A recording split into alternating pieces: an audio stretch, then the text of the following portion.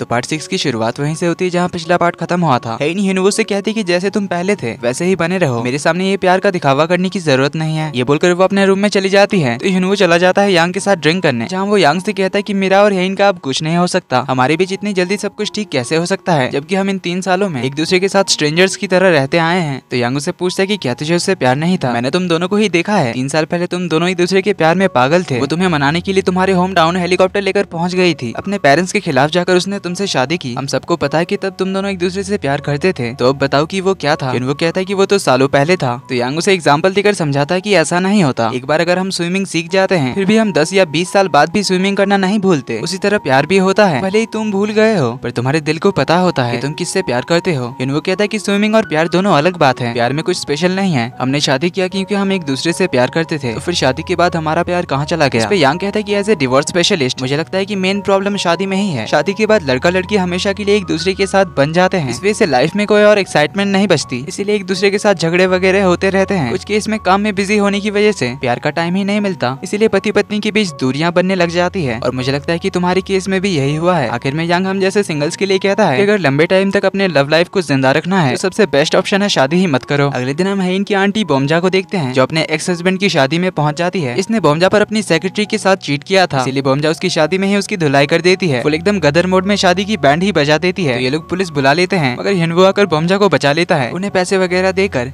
Then वो बोमजा से बात करता है और उन्हें ये सब हरकतें करना बंद करने के लिए कहता है। बोमजा भी उसे अपने पिछले 3 फेल्ड मैरिज के बारे में बताती है जहाँ उसके हर हस्बैंड ने उस पर चीट किया था, इसीलिए बोमजा ने उन सभी को डिवोर्स दे दिया। वो ने कहता है कि अगर आप ऐसी हरकतें करती रही तो आपको फिर से जेल जाना पड़ेगा। बोमजा कहती कि फिर बताओ मैं कहाँ जाऊँ? वो बताता है कि ग्रैंडपा चाहते हैं कि आप घर वापस आओ, इवन उन्होंने ही आपको हर बार बचाया है, इसीलिए आपको घर लौट आना चाहिए। तो बोमजा घर चली आती है, ग्रैंडपा उससे बात करने आते हैं। बोमजा तो उनसे अभी भी नाराज थी, स्पेशली उनकी गर्लफ्रेंड की वजह से, क्योंकि बोमजा को अभी भी लगता है कि उसकी मॉम की मौत की जिम्मेदार गर्लफ्रेंड ही है। ग्रैंडपा उसे बताते हैं कि को हमारी फैमिली से कुछ नहीं चाहिए, उसने तो पहले ही बताया है ना कि उसे पैसे प्रॉपर्टीज में कोई इंटरेस्ट नहीं है, वो बस मेरी कंपेनियन है। लेकिन बोमजा तो उनकी बात ही नहीं मानती। तो ग्रैंडपा अपने रूम में चले आते हैं जहाँ वो सियोली के साथ गो खेलने बैठते हैं। इसमें सियोली पहले नाटक करती कि उसे गेम खेलना बिल्कुल नहीं आता, पर आखिर में वो ग्रैंडपा को हरा देती है और उन्हें हराने के लिए एक फेवर मांगती है। ग्रैंडपा कहते हैं कि ठीक है बताओ तुम्हें क्या चाहिए? सियोली कहती कि अभी मैंने कुछ सोचा नहीं है, कुछ चाहिए होगा तो बता दूंगी। अब हमें यहाँ ऐसा दिखाया जाता है सियोली इतनी भी भोली नहीं है, उसके शायद कुछ बुरे इरादे भी हो सकते हैं। इधर हेइन के मॉम डैड गार्डन में टहल रहे होते हैं, अभी मॉम को एक शूटिंग स्टार दिखता है जिसे देख वो बहुत खुश होती है। डैड कहते हैं कि हेइन को जन्म देने से पहले ऐसे ही तुम्हें शूटिंग स्टार का सपना आया था, इससे तुम कितनी ज्यादा खुश हुई थी, इससे तुम्हें लगा था कि हमें बेटी ही होगी, ये सोचकर तुम कितनी ज्यादा खुश थी। हेइन का नाम आते ही मॉम के चेहरे से स्माइल गायब हो जाती है। मुझे ऐसा तो कुछ याद नहीं। डैड हेइन के बारे में कुछ कह रहे थे पर मॉम बिना सुने जाने लगती है। तो डैड उन्हें रोकते हुए कहते हैं हेइन के लिए इतना भी कठोर मत बनो। मॉम कहती है कि मैंने क्या किया? डैड कहते हैं कि कब तक तुम पास्ट में जो हुआ उसके बारे में सोचोगी, तुम्हें सब भुलाकर आगे बढ़ना चाहिए। मॉम कहती है कि तुमने पहले भी यही कहा था, तुम्हारे डैड को कोई प्रॉब्लम नहीं चाहिए थी, इसीलिए तुम चुप रहे, पर मैं नहीं भूल सकती। भले ही तुम सब उसे भुला सकते हो, पर आज तक ऐसा एक दिन नहीं गुजरा जब मैंने सुवान को याद ना किया हो। तुम सबके लिए उसकी मौत पास्ट होगी, पर मैं हर दिन उस दिन को जीती हूँ। सुवान कितने दर्द में थी मैं फील कर सकती थी, इसीलिए उसकी मौत में जिसकी गलती थी मैं उसे कभी माफ तो नहीं कर सकती, इसीलिए मुझसे एक्सपेक्ट मत करना कि मैं सबको इक्वली ट्रीट करूँ। ये बोलकर चली जाती है। वहीं हम देखते हैं दूर से हेइन उनकी बातें सुन रही थी, जो सुन वो काफी दुखी होती है। तो शायद सुवान की मौत से हेइन भी इन्वॉल्व थी, इसीलिए शायद मॉम हेइन से नाराज है। अब सुवान की मौत की क्या मिस्ट्री है ये तो हमें आगे के एपिसोड्स में ही पता चलेगा। तो हेइन भी काफी सैड होकर घर से बाहर चली जाती है। वहीं हम हिनुवो को देखते हैं जो अपने रूम में बैठकर अपने कुछ काम कर रहा था। टाइम देखता है काफी लेट हो चुका था, हेइन अभी तक नहीं आई थी, इसीलिए उसे हेइन की चिंता होती है। वो याद करता है जब उसने डॉक्टर से पूछा था कि हेइन के पास एग्जैक्टली कितने दिन है। डॉक्टर ने उसे बताया था कि हेइन के बचने के चांसेस बहुत कम है, पर कोई मिरेकल भी हो सकता है, क्योंकि इससे पहले भी मैंने ऐसे कई केसेस देखे हैं जिसमें बचने के चांसेस बहुत ही ज्यादा कम होते हैं, वो लोग तक ठीक हो जाते हैं। जो सुन हिनुवो हैरान था, पर ये खुशी वाली हैरानी नहीं थी। वो डॉक्टर से पूछता है कि ये मिरेकल्स कब होते हैं, आई मीन कितने साल बाद होते हैं। डॉक्टर कहते हैं कि ये तो मैं नहीं बता सकता, पर इतना जरूर है कि मिरेकल्स हो भी सकते हैं, इसलिए उम्मीद मत छोड़ना, बस पॉजिटिव रहना और हेइन को भी हमेशा पॉजिटिव सोचने के लिए कहना। कमिंग बैक टू प्रेजेंट, हिनुवो हेइन के उस रेयर ब्रेन ट्यूमर के बारे में सर्च करता है, तो उसे अब्रॉड में ऐसे कई सारे पेशेंट के बारे में पता चलता है जिनको ये बीमारी थी और वो लोग ठीक भी हो चुके हैं। तो वहीं वो एक पेशेंट का इंटरव्यू पढ़ता है जिसे ये ब्रेन ट्यूमर था। डॉक्टर ने उसे बताया था कि उसके पास बस 3 साल हैं, पर आज वो 30 साल बाद भी जिंदा है, यानी उसकी भी ट्रीटमेंट हो गई थी, जो पढ़कर हिनुवो हैरान होता है। ऐसे ही वो घंटों तक इसके बारे में रिसर्च करता रहता है। इसमें उसे कई सारे ऐसे केस मिल जाते हैं जो लोग इस ब्रेन ट्यूमर से बच गए थे। इसमें एक केस में तो मिरेकल ही हो गया था। पेशेंट एक दिन सुबह उठा, डॉक्टर ने चेक किया तो उसका ब्रेन ट्यूमर अचानक गायब हो गया था, जो देख हिनुवो भी सरप्राइज था। तो इसी तरह वो कई सारे आर्टिकल्स पढ़ते रहता है। काफी रात हो जाती है तब हेइन घर लौटती है। वो अपने रूम में जाने लगती है, पर उसे हिनुवो का ख्याल आता है। रियलाइज करती है कि शायद इसने हिनुवो को जो कहा ये सही नहीं था, इसीलिए वो हिनुवो को देखने उसके रूम रूम जाती है जहाँ वो ह्यूनवो को टेबल पे ही सोता हुआ देखती है। उसे जगाकर बेड पे सोने के लिए कहने आती है। तभी उसकी नजर पड़ती है ह्यूनवो की लैपटॉप पर। इसमें वो रेयर ब्रेन ट्यूमर के बारे में पढ़ रहा था। कई सारे टैब्स ओपन थे जिनमें इसी ब्रेन ट्यूमर के बारे में कई सारे आर्टिकल्स थे जिन्हें हेन भी देखकर हैरान होती है। इन्हें पढ़ के वो ह्यूनवो को देखती है और सोचती है कि इतना सब कुछ होने के बाद भी ह्यूनवो को मेरी फिक्र है। तभी ह्यूनवो की भी नींद खुल जाती है। उससे पूछते है कि तुम अचानक यहाँ कैसे?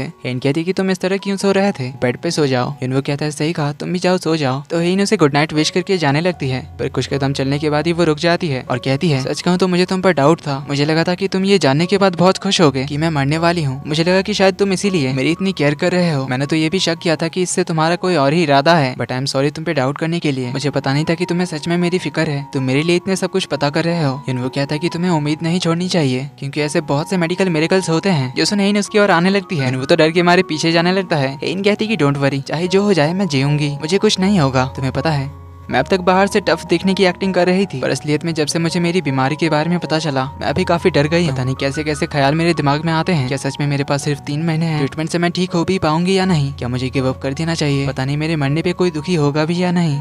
मेरी फैमिली को कोई फर्क पड़ेगा या नहीं? ऐसे हजारों ख्याल मेरे दिमाग में आते हैं, पर सिर्फ तुम हो जो चाहते हो मैं जिंदा रहूं। ह्यूनवो शॉकिंगली कहता है कि मैं, पर फिर कहता है हाँ सही कहा, मैं चाहता हूँ तुम जिंदा रहो। हेन कहती कि मेरे लिए ये टाइम बहुत टफ था, पर तुमने मुझे काफी उम्मीद दी है। मैंने भी इस पे बहुत रिसर्च की है। दूसरे कई देशों में ऐसे बहुत सारे केस हैं और वहाँ के डॉक्टर्स इस पर रिसर्च भी कर रहे हैं। इवन इसके लिए दवाइयाँ भी डेवलप कर रहे हैं। मैंने कई रिसर्च सेंटर में कॉन्टेक्ट किया है। मैं इस रिसर्च करने में उन्हें फाइनेंशियली हेल्प करूंगी जिससे वो लोग मेडिसिन बना ही लेंगे। इस पर मुझे पूरा भरोसा है। जो सुन ह्यूनवो शॉकिंगली कहता है कि क्या सच में? हेन कहती क्या तुम ये सुनकर इतने खुश हो? ह्यूनवो कहता है हाँ मैं बहुत खुश हूँ। तो हेन उसके और थोड़े करीब आकर कहती है डोंट वरी, मैं सिर्फ तुम्हारी खातिर इतनी आसानी से नहीं मरूंगी। जो सुन ह्यूनवो हाँ में सर हिलाता है। तो हेन बहुत खुश होकर अपने रूम चली जाती है। पर हम देखते हैं ह्यूनवो तो दरवाजे के पास ही बैठ जाता है, पर उसके एक्सप्रेशन से हम समझ पाते हैं इसे तो बस इस फैमिली से निकलने की चिंता थी। इसके बाद हम सूचल को देखते हैं जो अपनी वाइफ और बेटे के साथ एक सेल्फी खींच रहा था, पर दाहे उसे मना कर देती है क्योंकि वो ये फोटो अपने सोशल मीडिया पर पोस्ट करना चाहता था। तो यहाँ हमें पता चलता है कि इनकी शादी भी सीक्रेट है और सूचल के पेरेंट्स ये नहीं चाहते दाहे के बारे में बाहर किसी को भी पता चले। पर सूचल अपने वाइफ एंड अपने बेटे को दुनिया से इंट्रोड्यूस कराना चाहता है, पर दाहे उसे कहती कि इससे तुम्हारे मॉम डैड नाराज हो सकते हैं और मैं उन्हें परेशान नहीं करना चाहती, इसीलिए ऐसा कुछ भी करने की जरूरत नहीं है। इसके लिए सूचल मान जाता है। तो दाहे उसे कहता है कि मेरा भाई तुम्हें एक इन्वेस्टर से मिलाना चाहता है। वो अब तक फॉरेन कंपनीज में इन्वेस्ट करता था, पहली बार वो कोरिया आया है और उसके बारे में सबसे इंपॉर्टेंट बात यह है कि वो हर्षाइना ग्रुप के प्रेसिडेंट को जानता है। तो तुम उसके जरिए हर्षाइना ग्रुप के साथ डील करके ग्रैंडपा को खुश कर सकते हो क्योंकि वो कोरिया की कंपनीज में ट्रिलियंस में इन्वेस्ट करना चाहता है। पर एक प्रॉब्लम है कि वो हेन के कॉलेज का दोस्त है। तभी हम देखते हैं कि एक पार्टी में युनसोंग आता है जहाँ कुछ देर में हेन भी पहुंच जाती है। अब ये पार्टी हर्षाइना ग्रुप के प्रेसिडेंट ने ही रखी थी, तो पार्टी में प्रेसिडेंट हरमन को देखकर हेन उनकी ओर जाने ही लगी थी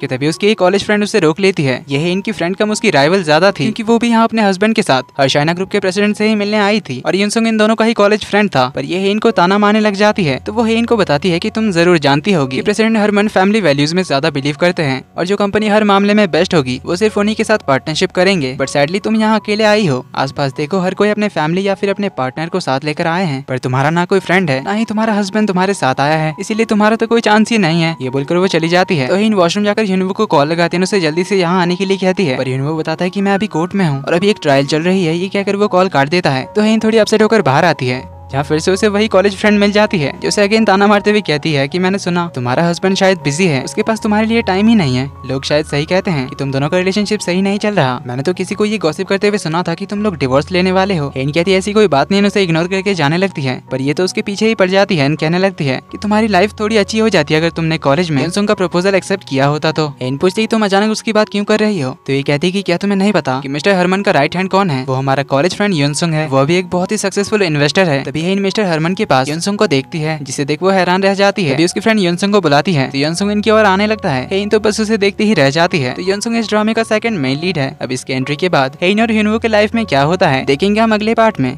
वीडियो पसंद आई तो वीडियो को लाइक कर देना। चैनल पर पहली बार आए तो do subscribe and hit the bell icon. जल्दी ही मिलते हैं अगले पार्ट में, तब तक के लिए take care and bye bye.